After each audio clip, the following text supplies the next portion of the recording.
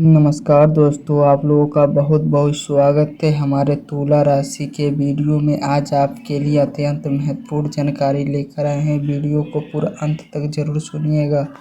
तुला राशि वालों, आप सभी को स्नेह भरा नमस्कार। आज की ये वाणी केवल भविष्य के किसी चमत्कार की बात करने के लिए नहीं है, बल्कि आपको आपके भीतर छिपी उस शक्ति का स्मरण कराने के लिए है जिसे बीते कुछ समय की परेशानियों, निराशाओं और लोगों के व्यवहार ने कहीं दबा दिया था। यदि पिछले कई महीनों से आपको ऐसा लग रहा है कि मेहनत आप करते हैं और फल किसी दूसरे को मिल जाता है, धन आता है लेकिन टिकता नहीं, रिश्तों में आप सच्चाई निभाते हैं लेकिन बदले में उपेक्षा मिलती है, या कोई काम बिल्कुल अंतिम चरण में पहुंचकर रुक जाता है, तो आज की बात ध्यान से सुनिए। आने वाला समय आपको अवसर दे सकता है, पर अवसर का फल तभी मिलेगा जब आपका मन स्थिर होगा, आपका निर्णय स्पष्ट होगा और आप अपनी योजनाओं को सही समय तक अपने भीतर सुरक्षित रखना सीखेंगे।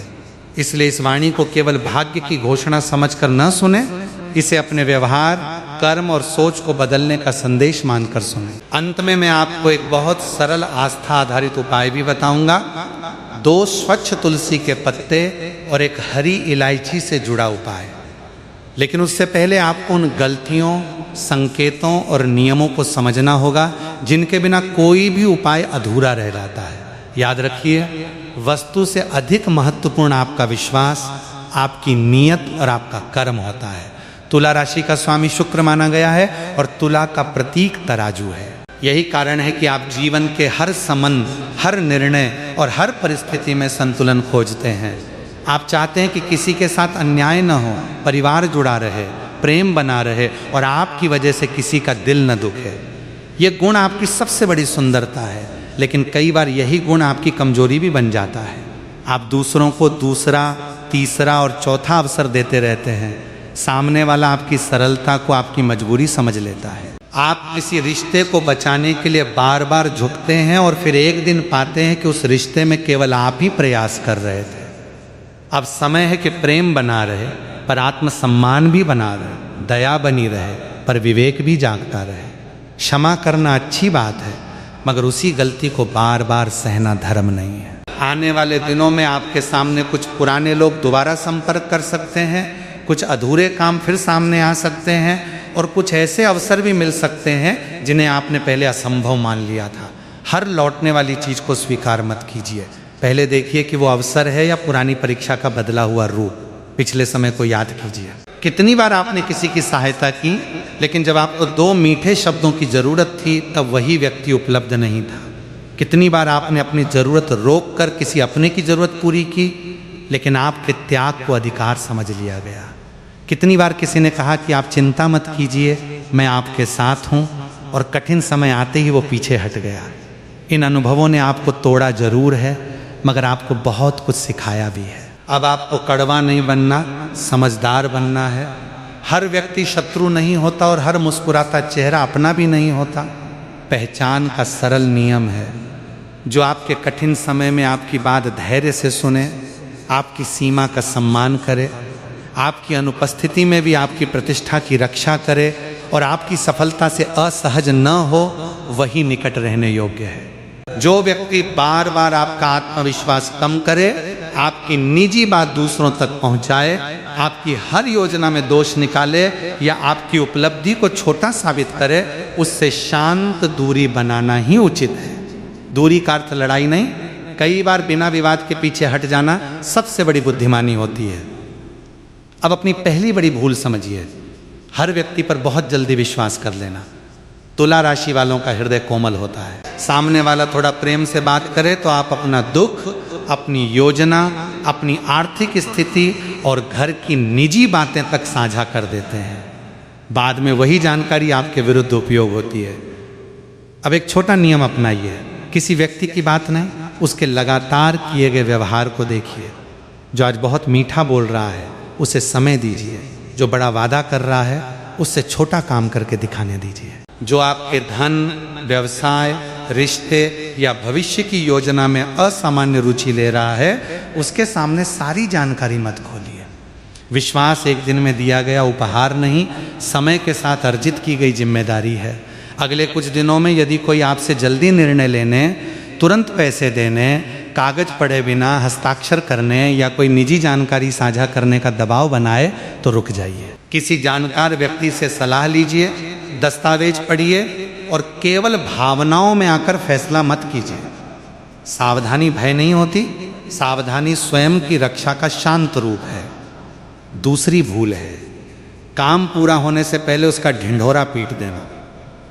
आप उत्साह में अपनी योजना बता देते, नया काम शुरू करने वाले हैं, कहीं निवेश करने वाले हैं, नौकरी बदलने वाले हैं, कोई परीक्षा देने वाले हैं, घर या वाहन लेने वाले हैं, या किसी रिश्ते को लेकर बड़ा निर्णय करने वाले हैं।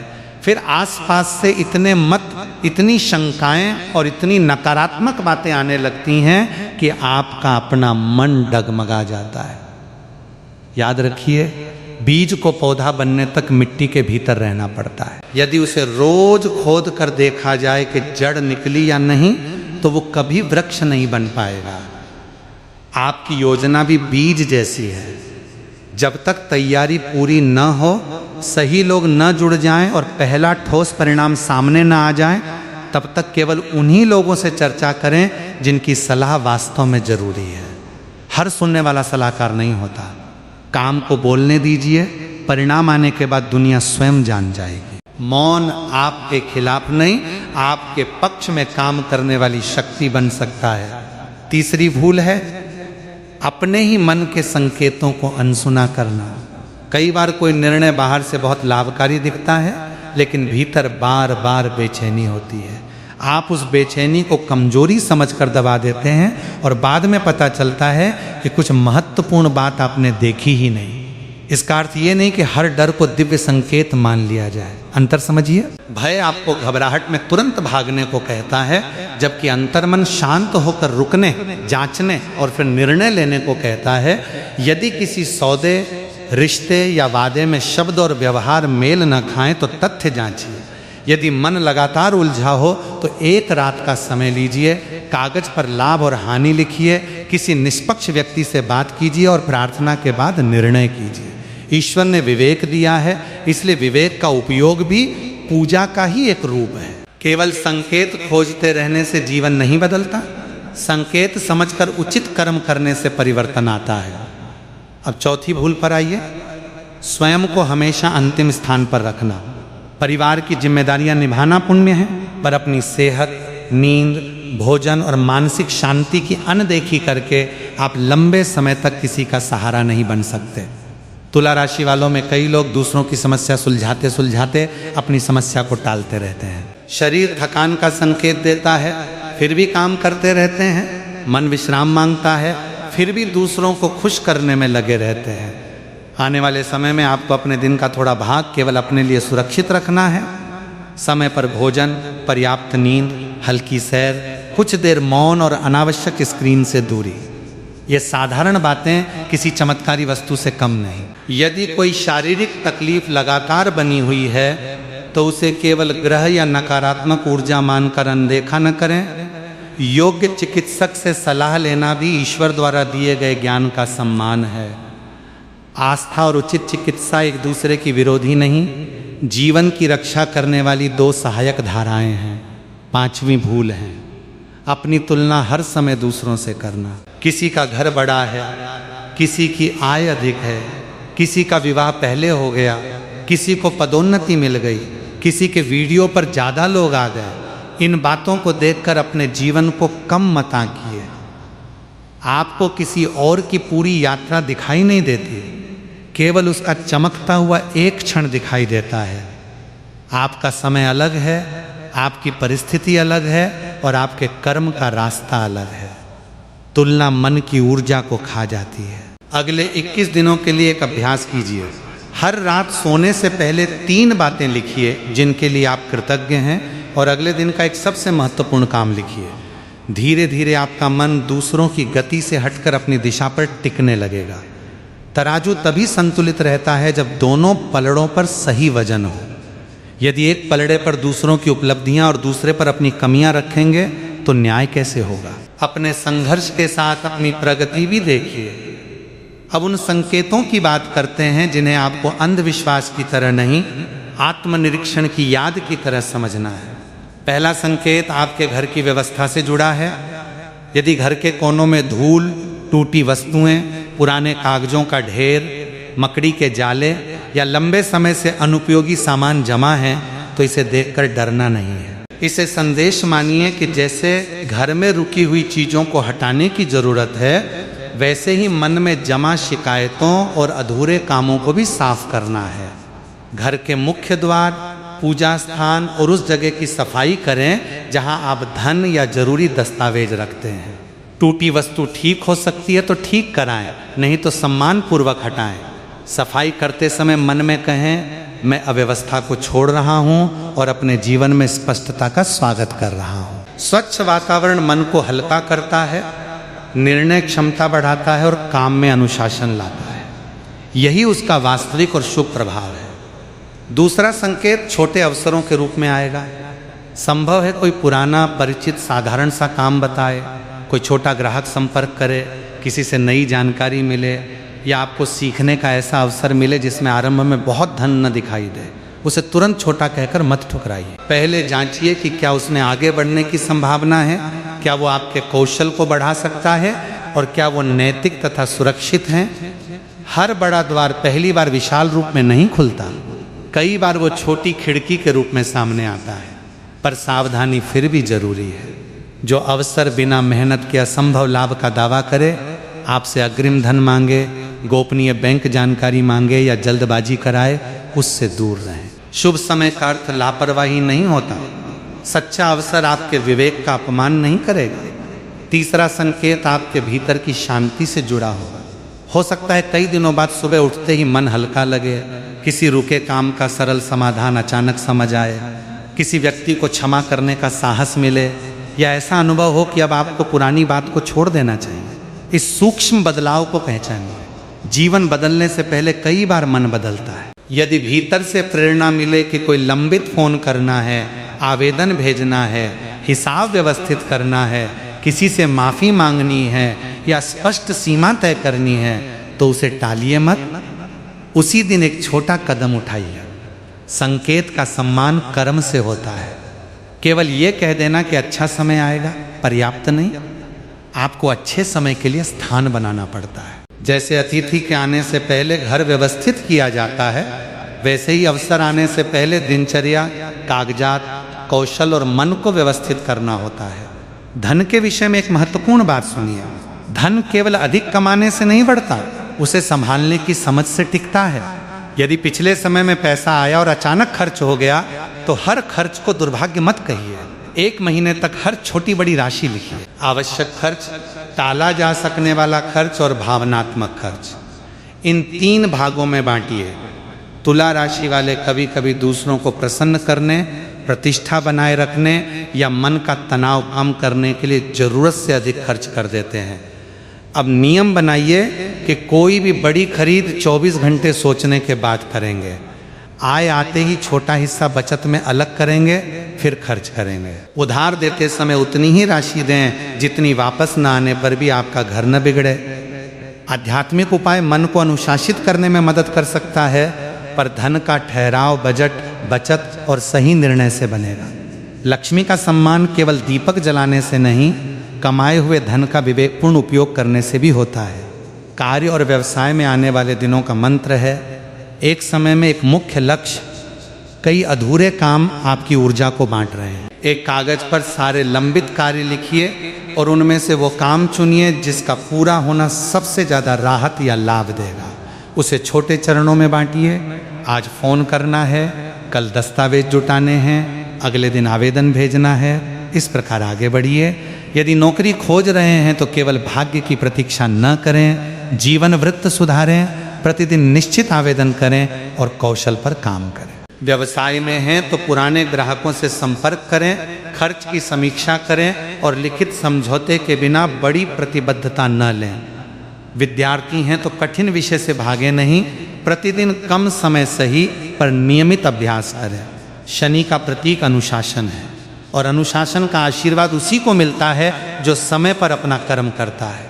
रिश्तों में यह समय सच और सीमा दोनों की मांग करता है। यदि पति पत्नी या प्रेम संबंध में गलतफहमी है तो तीसरे व्यक्ति के सामने शिकायतों का ढेर लगाने से पहले आपस में शांत बातचीत करें। आरोप की भाषा के बजाय अनुभव की भाषा बोलें। आप हमेशा ऐसा करते हैं, कहने की जगह कहें कि जब ऐसा हुआ मुझे दुख और असुरक्षा महसूस हुई। यदि भाई बहन या परिवार में धन, संपत्ति या जिम्मेदारी को लेकर विवाद है तो मौखिक अनुमान पर निर्भर न रहें, बातें लिखित और स्पष्ट रखें। वृद्ध माता पिता की ज़रूरतों पर मिलकर निर्णय लें। जो रिश्ता हिंसा, धमकी, लगातार अपमान या नियंत्रण से भरा हो उसमें केवल सहते रहना आध्यात्मिकता नहीं है। भरोसेमंद लोगों और उचित पेशेवर सहायता से सुरक्षा की योजना बनाइए। ईश्वर प्रेम सिखाते हैं, अन्याय में चुप रहने की मजबूरी नहीं। अब उस सरल उपाय की तैयारी समझिए। ये उपाय आस्था और सकारात्मक संकल्प का प्रतीक है, किसी निश्चित चमत्कार की गारंटी नहीं। इसे आप शुक्रवार, शनिवार या अपने लिए सुविधाजनक किसी स्वच्छ सुबह कर सकते हैं। पहले स्नान करके साफ वस्त्र पहने और पूजा स्थान को व्यवस्थित करें। एक छोटा दीपक सुरक्षित स्थान पर जलाएं। यदि दीपक संभव न हो तो केवल शांत बैठकर प्रार्थना करें। 2 स्वच्छ तुलसी के पत्ते लें। पौधे से पत्ते लेने हो तो प्रेम पूर्वक अनुमति का भाव रखें, पौधे को नुकसान न पहुंचाएं और स्थानीय परंपरा के अनुसार उस दिन पत्ता तोड़ना उचित न लगे तो पहले से गिरे हुए स्वच्छ पत्ते या पूजा में उपलब्ध तुलसी का उपयोग करें। साथ में एक साबुत हरी इलायची रखें। इन वस्तुओं को कोई जादुई साधन न माने। तुलसी को पवित्रता, इलायची को मधुरता और सुगंध तथा अपने संकल्प को कर्म की दिशा का प्रतीक माने। अब दोनों तुलसी के पत्ते और हरी इलायची अपने सामने रखकर 11 गहरी सांसें लें। सांस भीतर लेते समय मन में शांति और सांस छोड़ते समय चिंता को जाने देने का भाव रखें। इसके बाद अपने इष्ट का स्मरण करें। आप चाहें तो 11 बार थ श्री महालक्ष्मी नमः और 11 बार थ शनैश्चराय नमः का श्रद्धापूर्वक जप कर सकते हैं। उच्चारण को लेकर भय न रखें, भावना सरल और शुद्ध होनी चाहिए। फिर स्पष्ट संकल्प बोलें, हे प्रभु मुझे सही और गलत पहचानने का विवेक दें, मेहनत करने की शक्ति दें, धन का सम्मान करने की समझ दें, संबंधों में मर्यादा दें और मेरे मन से भय व कटुता दूर करें। किसी शत्रु के नाश की प्रार्थना न करें। न्याय ईश्वर पर छोड़ें और अपनी रक्षा, बुद्धि तथा शांति की प्रार्थना करें।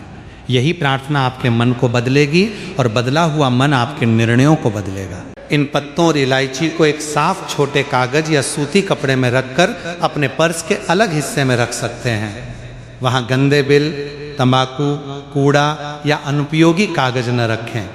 पर्स को व्यवस्थित करना भी इस उपाय का हिस्सा मानिए। साथ ही एक व्यवहारिक संकल्प जोड़िए। हर बार पर्स खोलते समय अनावश्यक खर्च से पहले स्वयं से पूछेंगे कि ये इच्छा है या आवश्यकता। हर आय में से थोड़ा हिस्सा बचाएंगे। किसी भी गलत या अनैतिक कमाई से दूर रहेंगे और किसी जरूरतमंद की अपनी क्षमता के अनुसार सहायता करेंगे। 7 या 11 दिनों बाद पत्ते सूख जाएं तो उन्हें सम्मानपूर्वक मिट्टी में रख दें। बहते जल या सड़क पर न फेंकें। इलायची भी मिट्टी में रख सकते हैं और यदि चाहें तो नई सामग्री के साथ संकल्प दोहरा सकते हैं। वस्तु को लंबे समय तक सड़ने न दें। स्वच्छता और सम्मान बनाए रखना जरूरी है। इस उपाय के बाद बैठकर चमत्कार की प्रतीक्षा मत कीजिए। अगले 72 घंटों में 3 कर्म अवश्य कीजिए। पहला, एक लंबित काम पूरा करें। दूसरा, एक अनावश्यक खर्च रोकें। तीसरा, किसी एक ऐसे व्यक्ति से सीमा तय करें जो बार बार आपकी ऊर्जा कम करता है। यही 3 कर्म आपके संकल्प को धरती पर उतारेंगे। यदि मन कहे कि कल करेंगे तो उसी क्षण 5 मिनट का पहला कदम उठाएं। फोन करना है तो नंबर खोजें, आवेदन करना है तो दस्तावेज खोलें, घर साफ करना है तो एक कोने से शुरुआत करें। गति हमेशा बड़े कदम से नहीं, सही दिशा में छोटे कदम से पैदा होती है। आप लंबे समय से परिणाम न मिलने के कारण थक चुके हैं, इसलिए आपको उत्साह के साथ व्यवस्था भी चाहिए। बिना व्यवस्था का उत्साह कुछ दिनों में समाप्त हो जाता है। अनुशासन वाला छोटा प्रयास धीरे धीरे भाग्य जैसा परिणाम देने लगता है। कुछ लोग आपकी बदलती आदतों को पसंद नहीं करेंगे। जब आप हर बात बताना बंद करेंगे, वे कहेंगे कि आप बदल गए हैं। जब आप उधार देने से पहले सोचेंगे, वे आपको स्वार्थी कह सकते हैं। जब आप अपमान पर शांत सीमा बनाएंगे, वे आपको घमंडी बता सकते हैं। उनके शब्दों से विचलित मत होइए।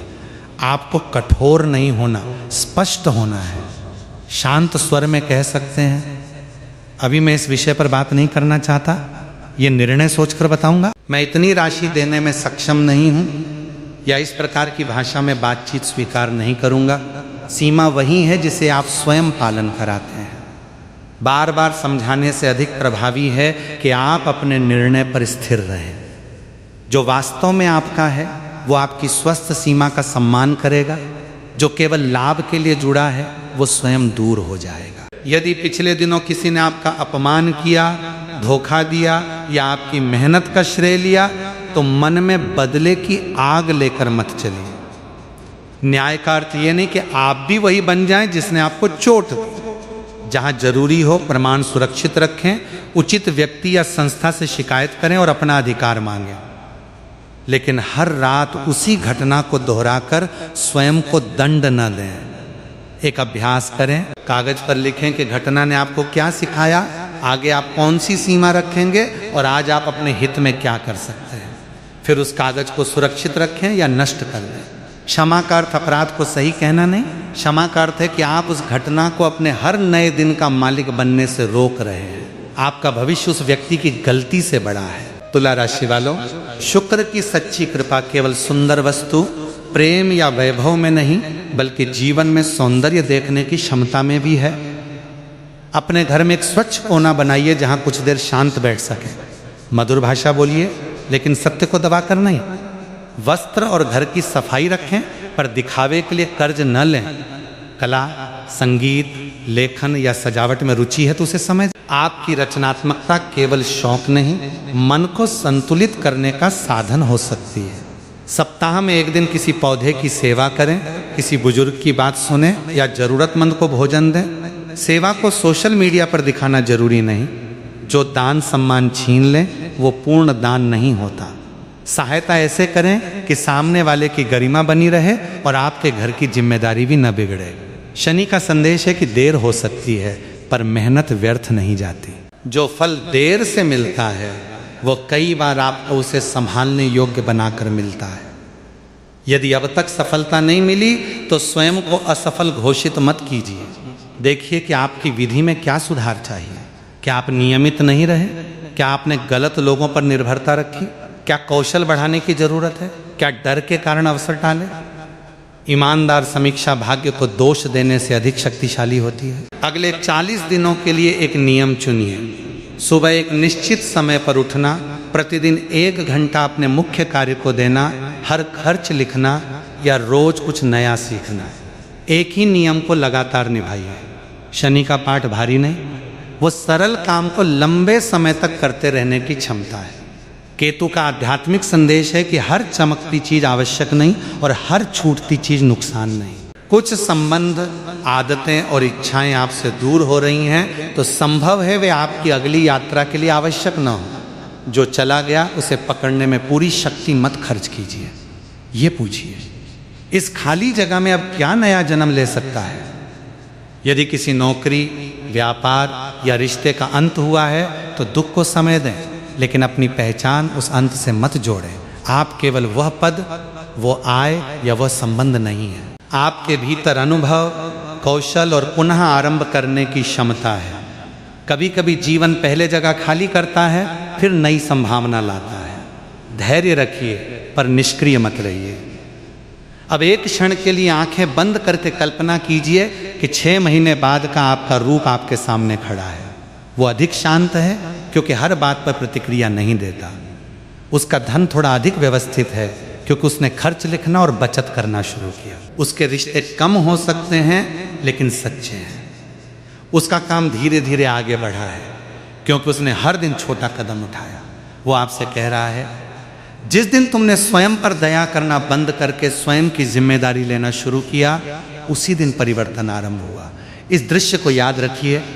जब भी मन टूटे, भविष्य के उस स्वरूप से पूछिए कि आज का एक सही कदम क्या है। उत्तर अक्सर बहुत सरल होगा। फोन करो, पढ़ो, सो जाओ, मना करो, बचत करो, क्षमा मांगो या फिर से शुरुआत करो। अपने परिवार के लिए प्रतिदिन एक छोटी प्रार्थना करें। हे प्रभु, हमारे घर में प्रेम रहे पर अंधा मोह न रहे, धन रहे पर अहंकार न रहे, भोजन रहे पर अपव्यय न हो, विचार अलग हो पर अपमान न हो, और कठिन समय आए तो हम एक दूसरे का हाथ न छोड़ें। यदि घर में लंबे समय से बोलचाल बंद है तो पहला कदम उठाना हार नहीं है। एक छोटा संदेश भेज सकते हैं। मैं विवाद नहीं बढ़ाना चाहता, जब आप शांत हों तो हम बात कर सकते हैं, पर यदि सामने वाला बार बार अपमान करता है तो उचित दूरी भी रखें। मेल मिलाप और आत्मसम्मान दोनों साथ चल सकते हैं। यही तुला का वास्तविक संतुलन है। आज के बाद 3 वाक्य अपने जीवन से निकाल दीजिए, मेरे साथ कभी अच्छा नहीं होता, मेरे पास कोई रास्ता नहीं है और लोग क्या कहेंगे। इनके स्थान पर कहिए, मैं परिस्थिति को समझकर अगला सही कदम चुन सकता हूँ। छोटा रास्ता भी रास्ता होता है, और जो मेरे जीवन की जिम्मेदारी नहीं उठाते वे मेरे निर्णय के स्वामी नहीं होंगे। शब्द तुरंत संसार नहीं बदलते, लेकिन वे आपके मन की दिशा बदलते हैं। दिशा बदलती है तो निर्णय बदलते हैं, निर्णय बदलते हैं तो आदतें बदलती हैं, और आदतें बदलती हैं तो परिणाम बदलने लगते हैं। यही वास्तविक आकर्षण है, जब आपका विचार, वाणी और कर्म एक दिशा में हो जाते हैं। यदि आपको आज की वाणी में अपनी कहानी दिखाई दी हो तो इसे केवल सुनकर मत छोड़िए। अभी मन में एक संकल्प चुनिए।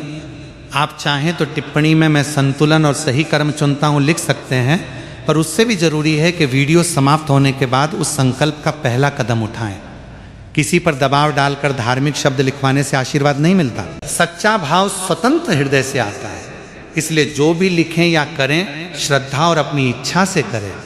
इस संदेश को उस व्यक्ति तक पहुंचा सकते हैं जिसे इसकी ज़रूरत है, लेकिन किसी को डरा कर नहीं। हमारा उद्देश्य भय बढ़ाना नहीं, जागरूकता बढ़ाना है। तुला राशि वालों, आने वाला समय आपके लिए तब शुभ बनेगा जब आप अपने तराजू के दोनों पलड़ों को संभालेंगे। एक ओर आस्था, दूसरी ओर कर्म, एक ओर प्रेम, दूसरी ओर सीमा, एक ओर कमाई, दूसरी ओर बचत, एक ओर दूसरों की सेवा, दूसरी ओर अपनी देखभाल। केवल एक पलड़ा भारी हुआ तो जीवन फिर असंतुलित होगा। आपके भीतर बहुत सामर्थ्य है, आपने कठिन समय देखा है, फिर भी आपका हृदय पूरी तरह कठोर नहीं हुआ। यही आपकी विजय है। अब अपने अनुभव को बुद्धि में बदलिए, पीड़ा को सीमा में बदलिए, प्रार्थना को अनुशासन में बदलिए और आशा को दैनिक कर्म में बदलिए। 2 तुलसी के पत्ते और एक हरी इलायची आपके पर्स में आपके संकल्प की याद दिला सकते हैं, लेकिन असली शक्ति आपकी सजगता, आपकी ईमानदारी और आपकी निरंतर मेहनत है। एक और गहरी बात अपने हृदय में बैठा लीजिए। जब परिवर्तन शुरू होता है तो उसका पहला रूप हमेशा सुखद नहीं दिखाई देता। कभी कोई व्यक्ति आपसे दूर हो जाता है, कभी पुराना काम बंद हो जाता है, कभी ऐसी सच्चाई सामने आती है जिसे आप वर्षों से स्वीकार नहीं करना चाहते थे। उस क्षण लगता है कि सब कुछ बिखर रहा है, जबकि संभव है कि जीवन आपको झूठे सहारे से मुक्त कर रहा हो।